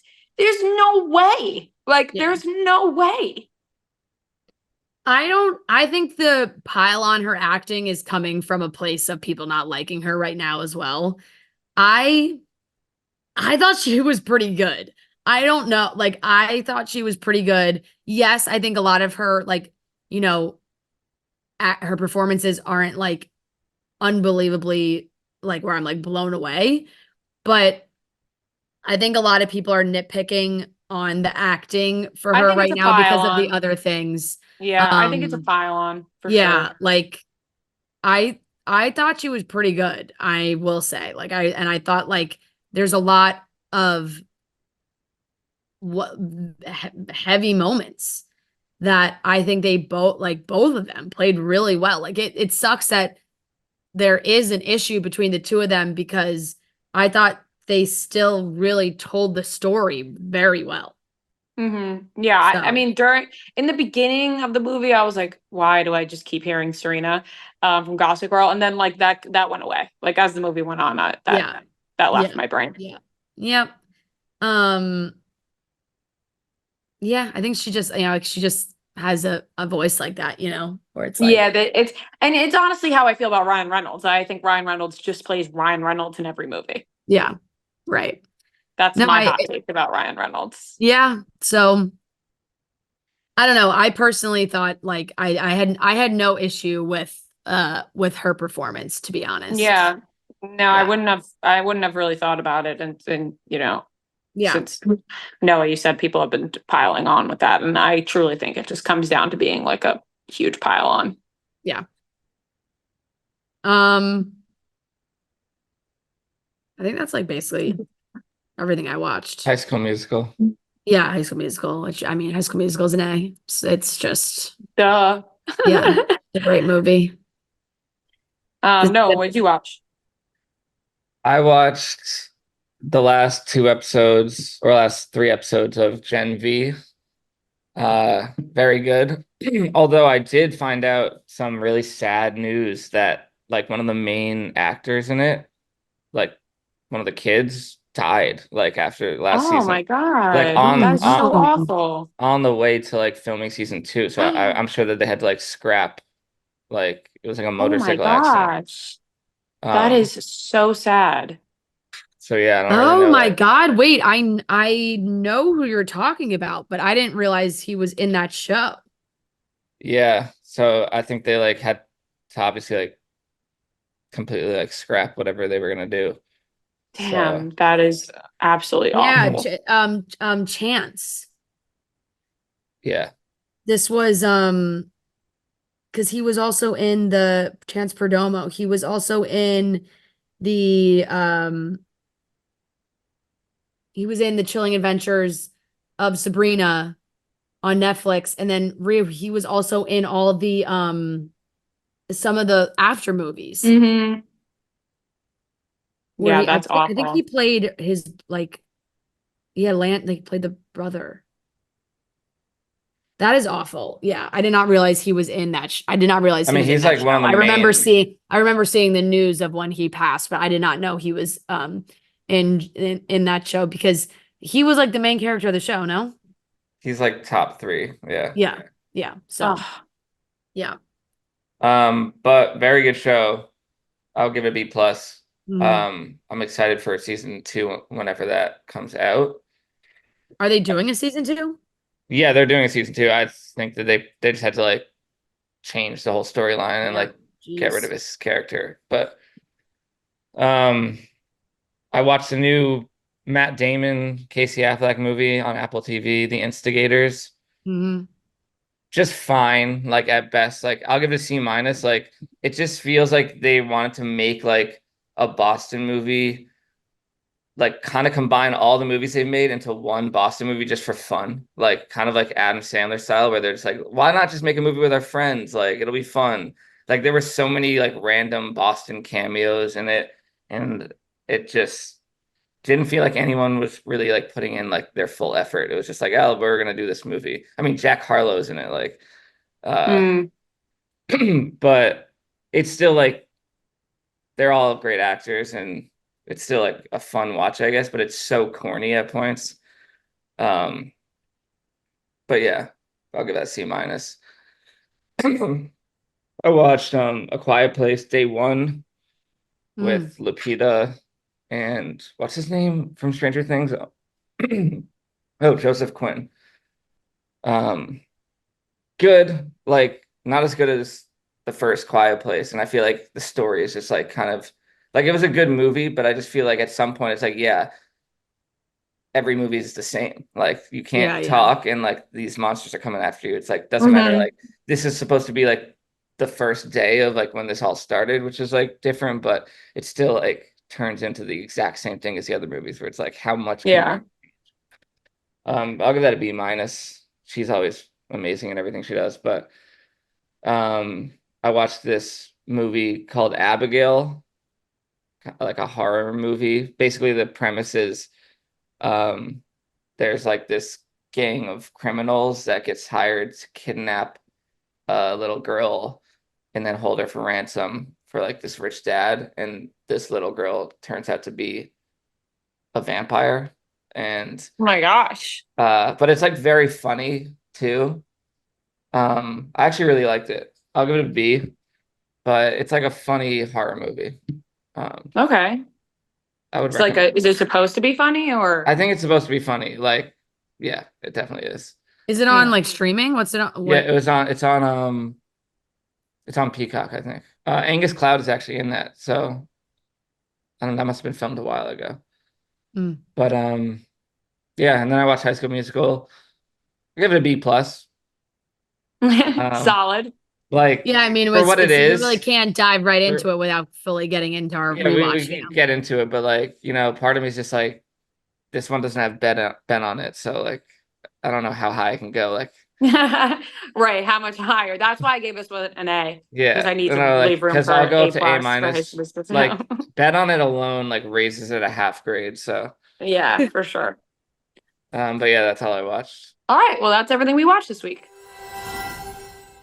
Welcome back to our rewatch segment. You guys know we've done this before. Harry Potter, Twilight, those were separate episodes. We're now doing it on the podcast, and we are running it back with High School Musical. You guys know this is one of our favorite movies of all time, so we got to talk about it. We're going to get into notes that all of us wrote, but first, this segment is presented by Coors Light. This rewatch segment is brought to you by Coors Light. The perfect summer playlist may be elusive, but one thing is for sure, it gets better when it's enjoyed with a cold Coors Light like the one I have right now. These are the music edition cans, which people have been enjoying all summer long. Coors Light is the only choice when you're ready to choose chill, because when you embrace a chill mindset, it's a good time to choose chill and crack open a Coors Light. I mean, having a nice ice cold Coors Light after, maybe a long day at work, you're hanging out with some friends. But now it's so nice because you can come home. It's the perfect combination. Play your favorite music, your favorite artist. Maybe you're throwing on the Cedo playlist, checking it out. A nice cold Coors Light is the perfect addition. So amplify your chill this summer with Coors Light. Choose chill, choose Coors Light. Go to CoorsLight.com/summermusic to see how Coors Light can amplify your summer. And be sure to keep an eye out on Coors Light's social handles all summer long for more exciting announcements. And always celebrate responsibly from Coors Brewing Company, Golden, Colorado. All right, guys, let's get into it. High School Musical, the first movie. It's a classic. It is. I'll be honest, I had a hard time taking notes. Same. I'll read them because I don't have a lot of them because I had a hard time and I wrote down why I had a hard time. Okay, I'll start off. I knew my life was going to change forever when the simple title of a Disney Channel original movie came on the screen. The simpleness of the black screen with like the Times New Roman text of a Disney Channel original movie, I got chills. I got chills running through my body when I watched that back. And I knew that this was going to change my life the first time I saw it. I just knew it. Second note, Gabriella's mom tried making Gabby happen, but it was never going to happen. In the first scene, she calls her Gabby. Yeah. Never again do we hear Gabby. No, maybe just something between mother and daughter. And let me tell you, she's not a Gabby. She's a Gabriella. She is a Gabriella. She's just not a Gabby. Yeah. I also knew when I saw Zac Efron for the first time, my life was going to change forever. Mm-hmm. Yep. I think seeing Zac Efron in the basketball court like that, I was like, oh my God, like this is crazy. Like, how did they find him? Yeah. And thank God they did. Thank God they did. Then it truly was the start of something new. Like this, like all my notes are just like, I'm happy to be here. Like I know, same. That mine were too. Did you ever watch that show? So like High School Musical happened and Zac Efron, like the obsession began, right? And then when I got older, I went back and watched the TV show he did before High School Musical. No, I never watched. Okay, so it was a show called Summerland. Oh, yes. Yes. And he still had his little gap. Yes. In his teeth. And he played Cameron. And it was with Lori Loughlin. It was Lori Loughlin, Jesse McCartney, Kay Panabaker. Yes. I actually did watch some of this. Yes, and it was on the WB and it was only 2 seasons. And then it got canceled. But it is it's a good, it's like a really good early 2000s, like teen drama. Yeah. Yes. Because I remember Jesse McCartney in that as well. Jesse McCartney, yeah. I wrote, they were actually good actors. Yeah. I thought that they were really good. We're just gonna be like, happy to be here. Happy to be here. Who do you think think's bad? That's like multiple notes I have on this one actor. I don't know if I want to save it for my notes. Okay, say it because I'm curious if I wrote Troy's dad. Oh my God, I was gonna say the exact opposite. I literally have written down Bart Johnson put on an award-winning performance. He is so like over the top. It's hilarious. Like he's my favorite character. He has some of the most iconic lines in this movie. No, he's my favorite character, but it's because of like how ridiculous his acting is. The reason I wrote that down was because of Taylor. Like Taylor McKessie, like I thought was really good. And then I wrote that down. I was like, they were actually good actors. Yeah. My next note is the problem is I can't find anything bad to say. Yeah. Like I truly couldn't find anything bad to say about this movie. Like I was like trying to write down funny things and I couldn't even think of any funny jokes or anything to make fun of because I was like, this fucking movie is fantastic. Rita was just watching the movie, sitting on her couch, smiling. No, I was. At one point I was watching and realized I wasn't even writing, like checking my phone or writing anything down. Yeah. That's why I have such little notes. It's because I was just enjoying my time while watching the movie. My next note is, did Kenny Ortega win any awards for his insane choreography? Dancing with the Textbooks? Groundbreaking. Yeah. Stick to the status quo. An ensemble cast performance? A+. Is Kenny Ortega in the Disney Legends? Because he should be. He should be. He fucking should. High School Musical. I'm sorry, I'm cursing a lot because I'm passionate about how good High School Musical is. High School Musical, Cheetah Girls. Oh my God. Yeah. My next note is Gabriella's hair was amazing the whole movie. Mm-hmm. Gabriella with the curls and a baby blue shirt. That's the combo right there. Yeah. That's the combo. Baby blue shirt to match Troy's baby blue eyes. Yeah. The bathroom scene will always be my favorite. How did she not see her moment in any movie? Like when Gabriella's hiding. I was thinking the same thing. She's standing right in front of her. He walked right by her. She looked in the mirror. He literally looks in the mirror and to the right where Gabriella is standing. It's my favorite. How did she not see her moment in any movie ever? Like I'm like, how did she not see her? It's so good. Coach Bolton was unnecessarily rude to Gabriella. Yeah. Like, I was like, why is he being rude to this young girl? Yeah. Like, I understand he was like very, mad that Troy wasn't focused on basketball. He just needed a kick in the ass. The love of the game. But Gabriella was a good girl. She wasn't like some little thotty that was like taking Troy's attention away. She was a mathlete. Like, come on. Who the hell is singing with Gabriella during When There Was Me and You? Who did they? I don't know. I have the same note. With? I have the same note. I'm like, what did they do for certain?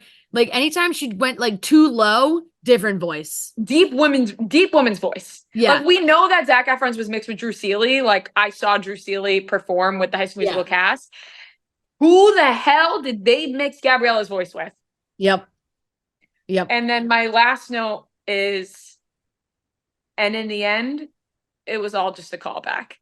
Yep. That wasn't even the fucking musical. It was just a callback. The whole movie is just about the callback. Well, what's so funny is when you rewatch it again too, you're kind of like, what even is this musical? Like, they don't even do the musical. It's just a callback. No, it is great. I will get into mine.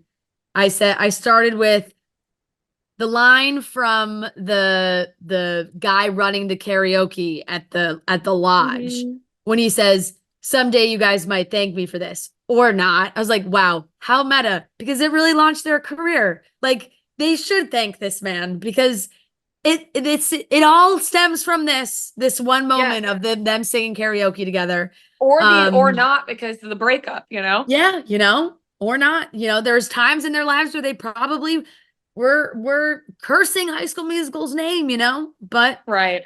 Never us though. Never no, us. never, no. And then I immediately said they really should have let Zach sing in the movie. Like that it's unfortunately one of the more preposterous things because he goes from talking to singing and it's just clearly a different voice. Like it's just like, let the man sing. I just don't understand. It's crazy that they wouldn't let him sing in this movie. And also clearly they had a thing against like deeper voices. Or they were like, we want everybody to sound really hot. I don't know. And then crazy because he sang in the second and third movie, also sang in Hairspray. Like Zac Efron can sing. Well, apparently he had to fight. Like he had to fight to let him sing. Fight to use his voice. Yeah. I then said Baby V was so adorable. I mean, she's just so cute. Like she was the cutest. So cute. Doesn't really get cuter, honestly. Baby, come back to me. Yeah. And it said Darbus was really throwing out detention super easily. Like it was just like everybody got detention like right away. Innovative basketball choreography, same kind of vibe. Kenny Ortega was just a genius. You weren't seeing basketball musical scenes like this. Mm-hmm. Then I have some iconic lines written down that really have stuck with me through the years. And what the heck are those two doing in a tree? The best. Is the best. And then also when Troy is like, I want to try something new to his dad. And he goes, you mean like going left? That one kills me every time too. Like just talking about basketball, like, oh, you mean going left? The man loves basketball. I wrote this down during Sharpay and Ryan's performance I just said 2006 fashion will not and should not ever be replicated. Like there are some things that come back around, but this era, it really should not. Kelsey just wrote an entire musical on her own. Like she's like a high school kid who was like, she's our composer. She wrote all the music, the lyrics, the song, everything. She wrote them all. She wrote it all. When she dropped her papers, you would have thought that like she got shot, like the way that Zac Efron like sprinted to the stage. That was some good physical acting from her. She really had to throw that in the air. And same kind of thing. Stick to the status quo. Just groundbreaking. That's all I have written down. Then I said Sharpay and Zeke never got to be anything. Yes, I was gonna write that down and then I didn't. But yes, I had the same thought. What happened there? Why didn't they make that a thing? I don't know. He had such a crush on her, and they just never let that be something. My question is, was this because they maybe didn't know if High School Musical 2 was going to be approved or like whatever, and then once High School Musical 2 was approved, they were like, no, we have to keep up this whole Sharpay and Troy thing because then we would kind of run out of a storyline in High School Musical 2. So maybe they like threw that in the end and then they didn't know there would be a second, but then they had to keep up the whole Troy Sharpay thing. I agree. I think that definitely came into play. Another iconic line from Troy. That girl is Gabriella and she is very nice. She's a nice lady. She is very nice. And that's when I wrote Bart Johnson put on an award-winning performance. Some might call it overacting, some might call it the perfect amount. And I would say the perfect amount. I then said Chad, all-time bad friend. Really just like to set up the sneak attack live stream camera. That's diabolical. It is diabolical. Supposed to be his best friend. And it's also the same thing. John Tucker Must Die. They do the same fucking thing. Yeah. And I'll tell you what, it's high school boys. He's supposed to be a good friend, but it's a high school boy friend, right? Totally. There. And then I said pretty innovative for 2006 that they did like a full-blown surprise intervention video sneak attack, like with their the way that it was shot, it was like filmed like on a movie camera, like the quality of it, and it was like in his face. It's like there's no way that they could have like done that. And then I said the same thing. There's just a different voice singing parts of When There Was Me and You. Like I don't that was never addressed. It was never talked about, but there absolutely is. Troy really nailed the big romantic gestures. He always, showing up in her backyard, the whole thing. Then I said, why did they have to put Kelsey in that little top hat? It just was not necessary. She's a composer. I know, but what was that hat? Oh God. And then I said, what even was this musical? What the fuck was the musical? Because it's so funny to me that the parts that Troy and Gabriella and Ryan and Sharpay were auditioning for are the same roles. So I'm like, they're auditioning for the same pair, but like, how is that pair singing Bop to the Top and then like break? Like, who are these characters? Right. What is this musical? Like, just and Sharpay and Ryan are brother and sister. yes. So, oh God. I said there was a line violation on the opening tip of the basketball game. There was. He's over the line. They didn't reshoot that. That was referee Fran. And then there's multiple parts during Breaking Free that honestly are core memories of watching for the first time and ingrained in my brain forever. It's changed me as a human and it changed me as a heterosexual female, you know? Where Troy moonwalking during Breaking Free. Woo! Oh my God. That changed lives. And then when he does the singing Breaking Free, he does the ooh. You know the exact part I'm talking about? Good. That was the other one where I was like, oh God, made me fall in love with that man right there. And then I said for the closing basketball game, they could have really filled the gym a little bit more. Empty stands for a big championship. There's not that many, fill the gym. I was missing that atmosphere. You know what though? Here's the thing. I'm okay with that because realistically, there's sometimes where there's too many people in the gym, and I'm like, not everyone's showing up to the championship game. Yeah, fair. In this school, they are. Yeah, I mean, this was basketball. Basketball's life. Right, it's true. Gabriella's red dress was a cultural moment. She came out in that red dress, and red is her color. She looked amazing. And then my last and final note was, I miss dance along TV movie premieres. The things that they would do when you could watch, and they did the dance along so that you could learn all the moves. Yeah, that was the best. Yep. That was the best. That's what I did for one of my birthday parties when I was younger. It's like the only birthday party I really had was we put the High School Musical 2 dance along thing on, and yeah, it was the best way to sit at home with your friends, pop on Disney Channel, watch that on a Friday night, and learn all the dance moves. So good, so good. Yep. Now kids just can look them up on TikTok. Yeah. You know what was also the best? The New Year's Eve, the Disney Channel New Year's Eve. Yes. I lived for the Disney Channel New Year's Eve. Yep. Totally. They did some really good additional specials when it came to High School Musical as well. They really had it fucking locked down. Yeah, they did. They did.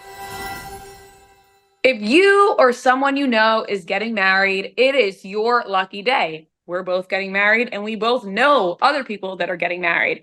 And we know from personal experience that wedding planning can be stressful. Everybody knows that, which is why we are so excited to introduce to you Generation Tux.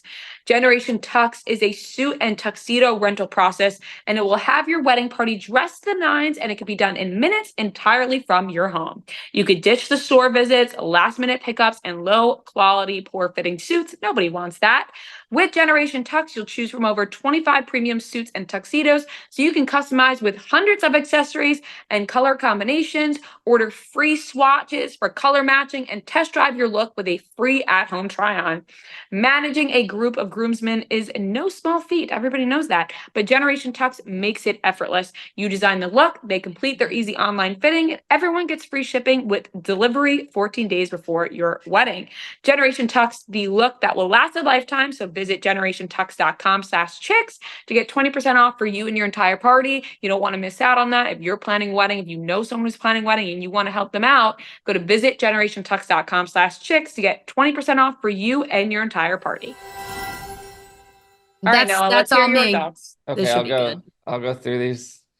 So my first one was Troy's dad overacting from the start. Like when they were playing basketball, I'm like, okay, because I didn't remember like his character really. I'm like, oh wow, okay, he's just like on another level than all the other actors. Yeah, and he nails it, honestly. But it's like between him and Miss Darbus, like they equal each other. Miss Darbus feels like more natural to me. I don't know. Don't come for Bart like that. I can't believe I thought Zac Efron was actually singing as a kid. Like, I did. I mean, it's not so far off though. Like his No. voice was mixed with Drew, and then he was. Yeah, but it's just singing. like watching it now, it's just so obviously like a pre-recorded thing. Yeah. I said, did Troy sing prior to this, or was he just like, wow, I'm an incredible singer? Like in the moment. Like he just started like belting out and like it's like, had he ever done this before? Or he's just like, oh wow. Karaoke just took over. Yeah. So when he said like Gabriella and then just looked into the distance, like after she walked away, like after like getting her number or whatever, I was like, that was the most dramatic thing I've ever seen. Ugh, so good. And it made my heart fucking flutter. Uh-huh. I said I think Ashley Tisdale gave the best acting performance in this movie, just like pure He's great. like She character. was great, but the thing is, like, she had to like really play an over the top character, which I sometimes think is probably easier to do to Totally. play like an over the top mean person because she's supposed to be very dramatic. Whereas to be subtle, like Gabriella and Troy, is a different kind of acting. Also, was Sweet Life I already agree. on TV? Yeah, she was in Sweet Life So and High School so it's Musical like at the same very time. similar to her character. Because there is not at all. Oh, not at all. She plays complete opposite characters. Sweet Wait, Life, really? she's like chill girl. Wait, Yeah, she it's Sweet is? Life. She's like Candy Girl. She's Like, not Oh, playing maybe- London Tipton. Oh, maybe I was thinking of London Tipton. yeah, no. And then there's a High School Musical episode of Sweet Life where they're like auditioning to play the roles, and like she's fighting to play like Sharpay, and they're like, no. Oh, that makes it even more impressive. Yeah. I said, get your head in the game will always be a hit. Like Yeah. that was sick. Then I said Troy's dad is my favorite character. I think that was after he yelled like the tree thing. I'm like, this guy is hilarious. What the Like, hell are you two doing in a tree? Yeah. I said Miss Darbus is like an alternate universe Miranda Priestley. Like I don't know why. Like I just kept Interesting. thinking of that character this whole movie every time she's on Mhm. screen. I mean, they kind of look similar, I guess. But like I'm like, if Miranda didn't like make it, this is what she would be doing. Yeah. You would have been a Oh, high that's school funny. theater teacher. That's Yeah. funny. Oh, that's funny. Then I said Troy's dad is a lunatic. I think that was when he was like yelling at Gabriella. Hyper focus on You were on very Mr. focused on Bolton. Coach Bolton. On I was Coach just like, Bolton. wow, take it easy, man. Like he's like, oh, like This is a close practice. yeah, it's like seriously. Yeah, that like, was I said the same thing. He was a little too hard on Gabriella there. Yeah. The difference between a Tony Award and Tony Hawk is a great line. That It was is. and then I said them secretly filming Troy to show Gabriella is the original Kaylor and Aaron.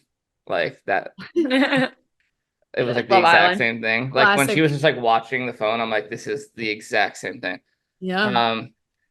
I could not stop laughing when he said when they were on the phone together when he was outside her house and he was like turn around and he's just like standing in her doorway or like window, but like he had to like climb up there and he was talking on the phone the whole time. So it wasn't like he was out of breath or anything. Like he's just like turn around and he's just right there. Yeah, why? Elite athlete. Yeah. Troy doing double guns in the mirror and then sprinting through the locker room, like and pushing all his teammates out of the way was just very funny.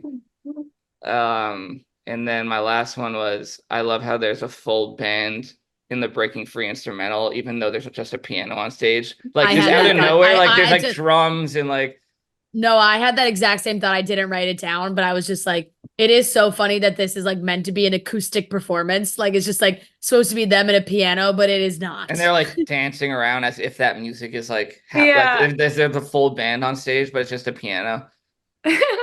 Oh my God, such a good point. Oh, well, I mean, honestly, though, it still hits. Like, I don't watch this movie and go, yeah, this was a younger me thing. Like, I watch this movie and it stands the test of time. I'm like, yes, this movie's incredible. It was groundbreaking. It started a revolution. And I will continue to feel that way for the rest of my life. Like, it wasn't just a younger me thing. I truly think High School Musical is the best. No, I agree. And I think it is a moment in time where I will always, for the rest of my life, when I see somebody that wants to be an actor or a singer and an athlete, I'm like, oh, you're Troy Bolton. Like, you know, like it's Mhm. just, it's going to be referenced like that forever. Like even when I made the joke to Joe's sister when we went to go see Wicked because the guy playing Fiyero, I was reading his playbill and it was like, you know, he's fantastic. He's an actor. He's tall. He's handsome. And then it was like, oh, he was a college swimmer and was like good enough to compete in the Olympic trials at a certain point in his life. And I was like, oh, he's a Troy Bolton, you know? Yeah. He can do it all. Did you have guy friends that wanted to be like acted like Troy Bolton? Because I did. Like Yeah, in my little brother. My little brother went through an acting phase, and I would not be surprised if it was because of High School Musical.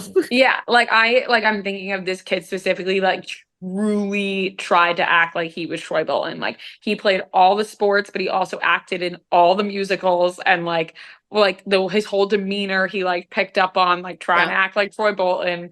And who can blame a young man when he sees someone like Troy Bolton doing it all? I think, and like I said, I think it was a sexual awakening for many as well, whether for whoever in the movie. But there's this tiny specific moments that I remember, and watching it back, it's so funny because there are a couple instances where Zach leans against the wall in like a cool guy vibe, and he crosses his arms and he puts one leg up on the wall so that his knee is bent, and he's just like that, and that's all it took. That's all it took for me to be like, damn, that guy's cool. and you're just like, how did they find you? I know. How did they find a diamond, perfect specimen like Zac Efron to put in this movie? Diamond, an I'm like, absolute where diamond. did he come from? How did they find him? I know. It's beautiful, a beautiful cast. I mean, all of them. One of the greatest castings. Like everybody nailed their roles. Yep. Everybody nailed their roles. Yep. So A for High School Musical all around. Absolutely. Do you enjoy watching the movie, Noah? Yeah. No, I remember, like, I can like vividly remember like when this came out and like watching it. Like I think it must have been a Friday night. It was a Friday night. Yeah. Yep. I had nothing better to do with my life. I remember life. exactly where I was. Yep. But yeah, no, I remember. I didn't think it was 2006 for some reason. Like I thought it was later than that, but so I was only like 11. No, it was 2006 because they came out like every single year of my middle school life, which was just truly incredible timing for because when High School Musical 3 came out, I was going into high school. So they're all graduating high school. And they're like, you know, they're big moments. Me and my friends were graduating 8th grade. And a lot of us were like going to different high schools because we all like, you know, we were at Catholic school for grade school. So like there's a ton of different high schools that some went to the public school, some went to other private schools. So we all went to go see the movie together and sobbed like babies because we were like, this is us. We're leaving each other. We're all going down different paths. Like it just lined up so perfectly with the age that I was at to be like 11, 12, 13 and be so locked into these movies. It was relatable. It was a relatable movie. Yep. Beautiful, beautiful films. And I can't wait to talk about the second one on Wednesday. I know. I'm excited to watch. Honestly, Friday night, I had to stop myself from immediately pressing play on High School Musical 2 after I finished High School Musical. Because it was like, I was watching kind of late and I was like, I need to go to bed. I cannot stay up and watch High School Musical 2 now as well. But it's hard because you want to just immediately You just want to go right into it. Yeah. You do. I mean, the crazy thing is I watched High School Musical 2 last week. Just for fun. And now I will be watching it again to take notes. That was for pleasure. This will be for work. Yep. All right. Everybody watch High School Musical 2 for Wednesday.